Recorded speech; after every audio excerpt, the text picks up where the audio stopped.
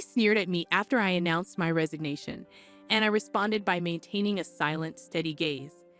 Our conversation had revolved around the company's decision to cut labor costs, with particular disdain aimed at those supposedly exploiting overtime pay. Tom, too, seemed to relish the notion of trimming expenses. A week later, my phone incessantly rang with calls from the company. Upon answering, the president inquired sharply, "Who exactly are you?" I couldn't help but scoff mockingly at the president's question. In response, I introduced myself as Lily Johnson, a 59-year-old employee with 37 years of dedicated service since my college graduation. I explained our company's role in providing administrative services, particularly catering to busy company presidents handling clerical work. Specializing in tax-related matters, I proudly managed 45 clients, a responsibility that had grown overwhelming despite the assistance of a part-timer. Despite the challenges, I couldn't show any sign of weakness. Our clients were long-standing relationships, and their adversities fueled my determination. Today, as I sat in front of my computer, the relentless harassment from Tom and Emily weighed heavily on my mind. Tom, 7 years my junior and now the head of the tax department, had drastically changed his demeanor 3 months ago upon promotion. His once polite tone was replaced with condescension and complaints, making every interaction a struggle. Even when I countered, he remained unfazed, instructing me to consult the manual for guidance and warning against unnecessary actions. Emily, Tom's assistant, joined in the harassment, criticizing my efficiency and mocking my rank and file status. Despite being the first to decline a promotion to department head, a fact unknown to Tom and Emily, I committed to completing my regular duties. Their harassment persisted, with Tom accusing me of increasing overtime, branding it a waste. Emily echoed his sentiment, sighing as she claimed my constant overtime was dragging down the entire tax department's performance. The recent cause of my overtime was Tom unexpectedly leaving a month's worth of client files on my desk to be filed by the end of the month after work. My face drained of color as I glanced at the files before me. "Wait, these all have deadlines this month, right?" I uttered in confusion. However, before I could grasp the gravity of the situation, Tom was already packing up his desk, completely uninterested in addressing my concerns. "I'm heading out. Take care with that," he casually remarked as he swiftly left the office, leaving me with a pile of urgent tasks. Emily followed suit, adding insult to injury with a mocking laugh. The incredulity of the situation weighed on me, and I sighed heavily as I opened the client files scattered on my desk. To my dismay, some of the files were originally Emily's responsibility. The realization deepened my sigh. I understood why Tom had been subjecting me to relentless harassment. They wanted me to retire quickly. My extensive experience and deeper knowledge in taxation made me a preferred resource for other members of the tax department over Tom. Tom's unapproachable demeanor and unattractive appearance made everyone, except Emily, avoid him. It seemed Emily's proximity to him was strategic, driven by Tom's preference for younger female employees. The shallow nature of their thinking sent a chill down my spine.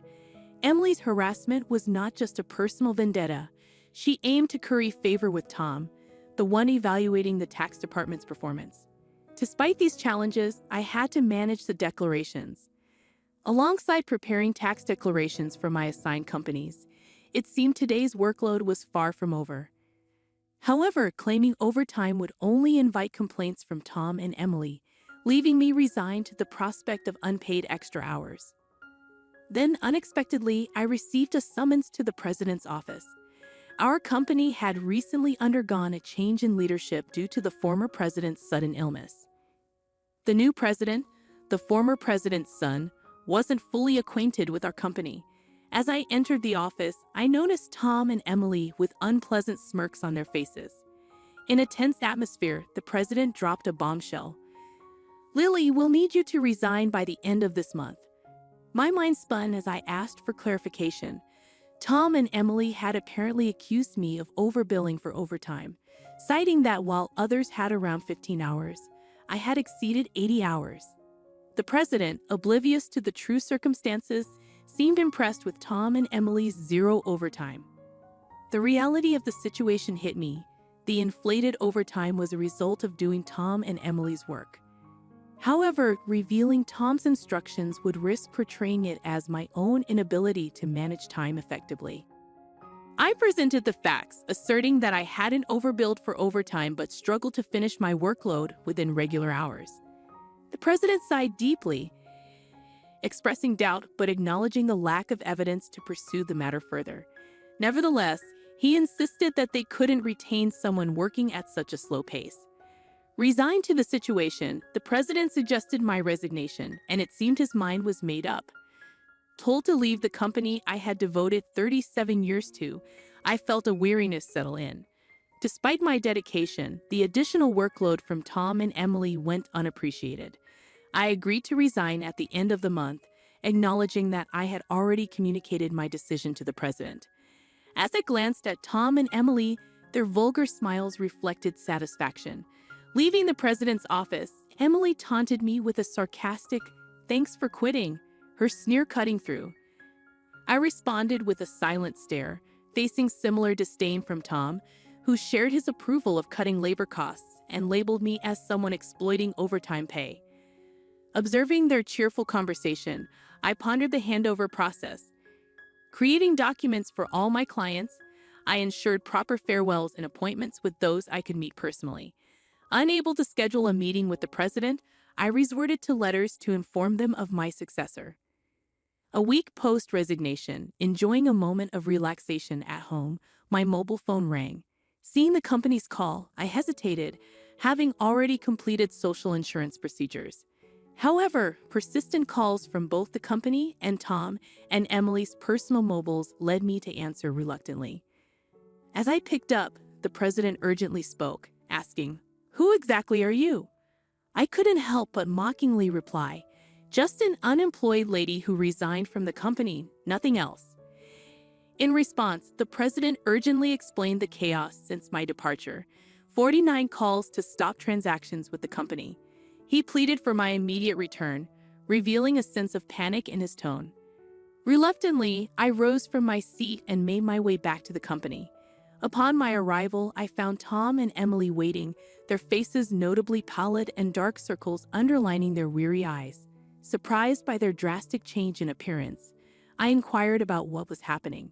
Tom glared at me and revealed, "Since you left, we've been bombarded with calls to stop transactions, not just from your clients but also from prospective companies we were planning to introduce." "What did you do?" Emily echoed the suspicion, expressing disillusionment at the thought of me resorting to underhanded tactics. Their haggard appearance suggested the toll handling cancellations. While I had not manipulated the clients, I had a hunch about the reason behind the transaction halts. Considering the inevitability of cancellations, I mumbled my thoughts aloud. Tom, however, accused me outright, insisting I had orchestrated something. He demanded I go to the president's office immediately, forcefully escorting me there. Upon entering the president's office with Tom and Emily, the president greeted me with a direct look in his eyes. Tom declared, "President, I brought her," with an air of authority, while Emily hurriedly followed suit. Ignoring their accusatory tone, the president questioned me about the abrupt halt in transactions after my departure. I took a deep breath and explained, "Our clients don't need us to manage their taxes. There are tax accounting firms that offer cheaper services. They continued with us because of me." Tom snapped back, questioning my self-worth, and Emily taunted me, both challenging my value to the company. Undeterred, I elaborated on my unique approach, offering tailored tax-saving strategies that resonated with our clients. Tom dismissed it as inefficient, arguing that their manual-based operations were more practical. The president sighed deeply, recognizing the fundamental difference in our approaches. In a serious tone, he said, "Actually," signaling a crucial revelation or decision to follow. I received a surprising call from my father, the former president. It turns out that some clients, who had stopped transactions, went directly to Dad to negotiate on my behalf. I hadn't anticipated clients going to such lengths for me. Dad emphasized that the tax department thrived because of my contributions. Not only did I manage my clients efficiently, but I also supported my colleagues' clients, possessing knowledge that even Tom couldn't match. Dad disclosed that if I hadn't declined the promotion, I would have held a higher position than a department head by now. The current president expressed regret with a pained expression. Emily appeared shocked, probably grappling with the idea that I could have been her superior. The president apologized for making me resign initially and asked if I would consider revoking my resignation. According to Dad, I was indispensable to the company. While I appreciated the change in the president's perspective, I hesitated to accept. Tom interrupted our conversation, visibly upset, and protested the president's decision, questioning why I was chosen over him. Emily echoed his sentiments, praising Tom's leadership and expressing disbelief at the preference for me. The president then sternly addressed them, revealing that since my resignation, numerous complaints had been received from the tax department, suggesting they had been shifting their workload onto others. Tom's face turned pale as the president exposed the fact that he had been pushing the preparation of client declaration forms onto subordinates, including Emily's work for multiple clients. The president pointed out the irony, considering Tom had accused me of being a salary thief. Observing Tom and Emily's pale expressions, the president continued by revealing an alleged leak about their romantic involvement. Tom struggled to defend himself, claiming he was merely mentoring Emily as her superior.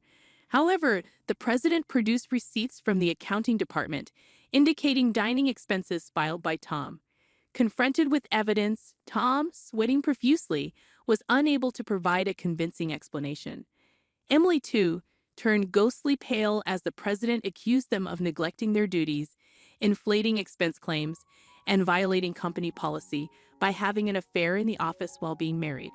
In a calm and straightforward manner, the president declared the termination of their employment effective immediately. Tom and Emily tried to resist, promising to retract the receipt claims and pleading for their jobs.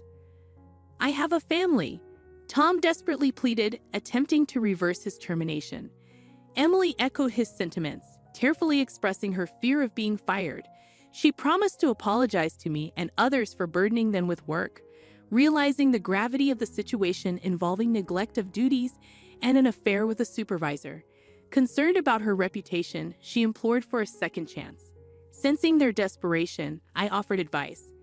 "Why don't you stop resisting? It's undignified," I suggested.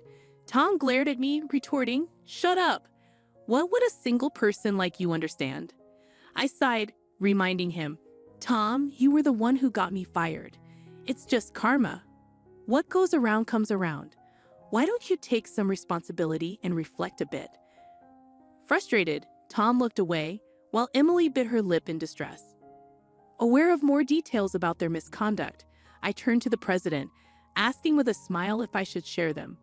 Tom and Emily frantically tried to stop me, fearing further exposure. I issued an ultimatum, warning them that wrongdoings would eventually come to light, urging them to face reality before it worsened.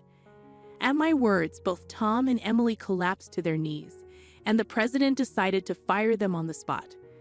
Later, I revealed more about their misdeeds, including Tom faking business trips to spend days with Emily and their insidious tactics of harassing disliked employees into quitting. Despite my attempts to help those employees, Tom and Emily's strategies were relentless. They repeatedly reprimanded and pressured employees out of my sight, often assigning sudden tasks with tight deadlines. The resigned employees had initially asked me to keep quiet, but since they were now happily working elsewhere, I decided it was time to speak up. The president, furious at my revelations, expressed anger about cutting Tom and Emily's final salary. He planned to thoroughly investigate past inflated expense claims. Tom, with tears in his eyes, begged the president not to cut his salary, fearing the impact on his family. As the truth unraveled, Tom's affair with Emily came to light, leading to Tom's divorce. The two now face claims for compensation in the divorce lawsuit, marking the consequential aftermath of their actions. I became aware of the situation when Tom reached out to me, seeking assistance in persuading the president to reconsider their firing. Emily and Tom found themselves in dire straits. Despite their efforts, they struggled to secure new jobs in the tax industry. The industry's close-knit nature meant that word of their misdeeds spread rapidly, making potential employers hesitant to hire them. Desperate for income to cover divorce compensation and living expenses, they resorted to day labor at construction sites, a stark departure from their previous office roles. Emily would often call me in tears, pleading for help. "Lily, please help. I only wanted a better life, and I never truly liked Tom," she'd cry. However, I couldn't ignore the fact that their predicament was a consequence of their own actions. Many, including myself, had been impacted by their behavior. I reminded Emily that the consequences were a result of her choices. "You can't unring a bell," I told her firmly. Facing hardships was the consequence of her decisions. Emily's despair echoed through her protests. Despite her regrets, the outcome remained unchanged. As for me, I chose to distance myself from the chaos of the corporate world. Despite the president's pleas for my return, I declined. Once told to resign, I had no desire to return. Instead, I found solace in assisting at a friend's tax office, supplementing my income and enjoying a more relaxed lifestyle. In the future, I entertained the idea of starting my own office, where I could serve my clients without the constraints of corporate bureaucracy. In my own space, I could fully dedicate myself to my clients' needs. As a tax accountant, I aspired to be on equal footing with my clients, providing service without superiority. This marked the beginning of a new chapter in my life, one filled with excitement and opportunities to pursue what truly mattered to me. My second life had just begun, and I eagerly anticipated the journey ahead.